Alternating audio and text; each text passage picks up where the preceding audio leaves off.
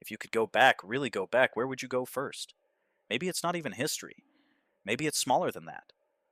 An ordinary afternoon nobody else would pick. A conversation you didn't know was the last one. The exact 5 minutes you'd give almost anything to sit inside again. Not to change it, just to have it once more. Or maybe it's bigger. You'd stand in the crowd the first time a song that changed everything got played live, before anyone in the room knew what they were witnessing. You'd watch a pyramid get built, one impossible stone at a time, and finally understand how. You'd stand at the edge of a library before it burned and read just one more page than history got to keep. You'd sit in on a single ordinary Tuesday 100 years ago just to see what ordinary looked like back then, what people worried about, what made them laugh, what they had no idea was coming. Everyone has a version of this daydream, and most people assume it's just that, a daydream, nothing more, a fun thing to talk about and nothing to actually think about seriously. But here's where it gets interesting. Physicists take the question seriously. Not as science fiction, as math. Before we get to the part that stays theoretical, though, here's something that might surprise you. Part of this daydream has already come true, just not in the direction most people imagine. Time doesn't move at the same speed for everyone. It never has. The faster you move and the closer you are to something with a lot of gravity, the slower time passes for you compared to everyone else. This isn't a theory waiting to be proven. It's been measured directly over and over. In 1971, two physicists, Joseph Haffel and Richard Keating, put atomic clocks on commercial airplanes and flew them around the world, then compared them to identical clocks that stayed on the ground. The clocks that flew came back very slightly out of sync with the ones that stayed home. Not because anything was broken, because time had genuinely passed differently for them. It was one of the first direct experimental proofs that Einstein was right about something almost nobody could feel happening in ordinary life. It's still happening today, all the time, to actual people. Astronauts on the International Space Station move fast enough to about 17,000 miles an hour. The time runs measurably slower for them. The astronaut Scott Kelly spent nearly a year on the ISS, while his identical twin brother Mark stayed on Earth. When Scott came home, he had aged a few milliseconds less than his brother. A tiny amount, but real, measured, and permanent. Scott Kelly is, in a small and literal sense, now living slightly in his brother's future. So forward time travel isn't fantasy, it's physics, happening constantly, just too small for any of us to feel at human speeds. Which makes the harder question even more interesting. If forward is real, what about backward? This is where Einstein's equations get genuinely strange. The same equations that describe gravity, black holes, and the shape of the universe itself, general relativity, don't actually forbid traveling backward through time. There are real, mathematically valid solutions that allow for it. Rotating black holes. Wormholes, theoretically held open by exotic forms of energy nobody has ever produced. Even something called a Gödel universe, a solution discovered by the logician Kurt Gödel in 1949, a close friend of Einstein's, describing a universe that rotates in just the right way to let you loop back onto your own timeline if you traveled far enough along the right path. None of these are things we know how to build. Some of them might not even be physically possible, even though the math allows them. A solution existing on paper doesn't mean the universe ever actually builds it, but the fact that the equations don't slam the door shut is honestly kind of thrilling. Nature left the possibility technically open. Physicist Kip Thorne, who worked out the real physics behind the movie Interstellar and later won a Nobel Prize for helping detect gravitational waves for the first time, has spent serious parts of his career taking wormholes seriously as an actual object of study, not just a plot device. In the late 1980s, he and his colleagues showed that if you could somehow hold a wormhole open and then drag one end of it around at close to the speed of light before bringing it back, the two ends would fall out of sync in time. Step in one side today and you could step out the other side in the past. It's wild. It's also, as far as anyone knows, wildly far from anything we could ever actually build. Holding a wormhole open at all would require something with negative energy. A genuinely strange kind of matter that, as far as we know, barely exists in the tiniest quantities.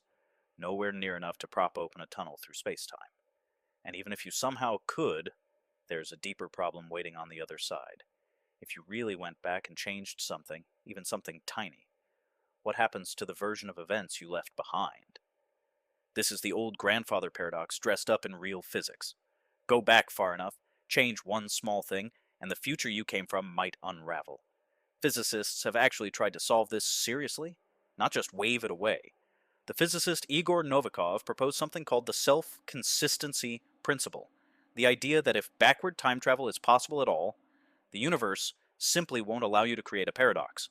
Whatever you do in the past, it turns out, was always secretly part of what already happened. You can't accidentally erase yourself because if you're there to try, the universe has already arranged things so that you don't succeed.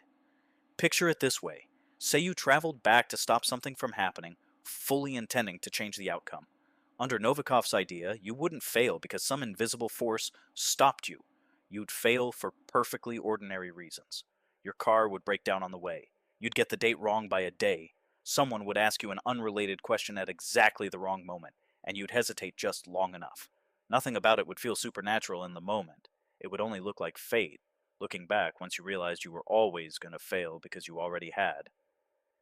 It's a strange, almost eerie kind of safety net built directly into the math.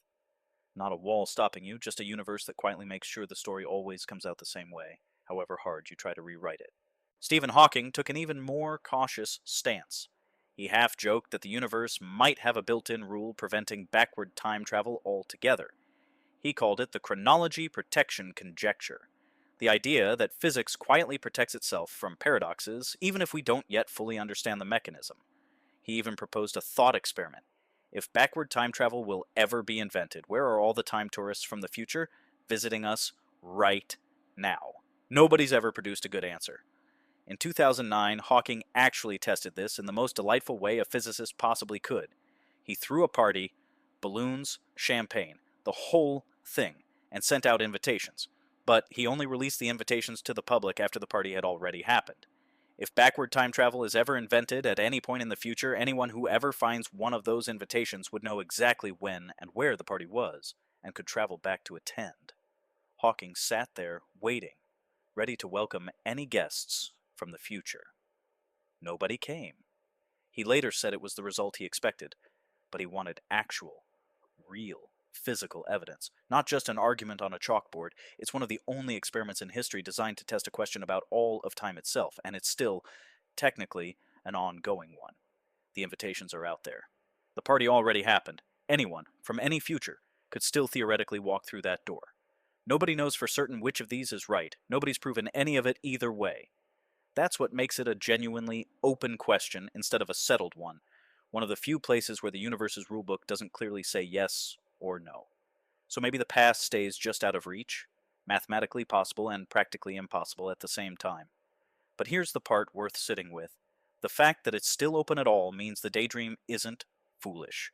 When you imagine standing in that crowd, or sitting back down in that one ordinary afternoon, you're not imagining something physics has ruled out. You're imagining something physics genuinely isn't sure about yet.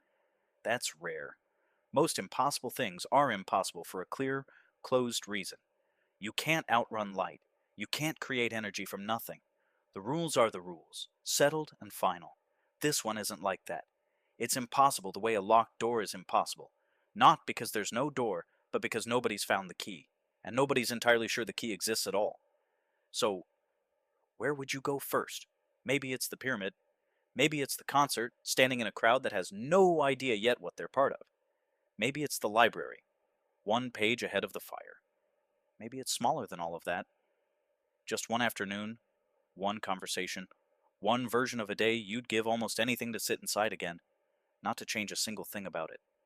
Just to have it, once more, exactly as it was. Wherever it is, but you're allowed to still want it. You're already time traveling forward, a little, every single day, whether you notice it or not.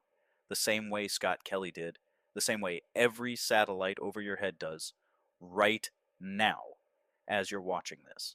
And the part of you that wants to go back, that part isn't chasing something physics has closed off. It's chasing something physics still, quietly, hasn't said no to. Somewhere, there's an invitation to a party that already happened, still waiting for a guest who hasn't arrived yet. Not yet, anyway.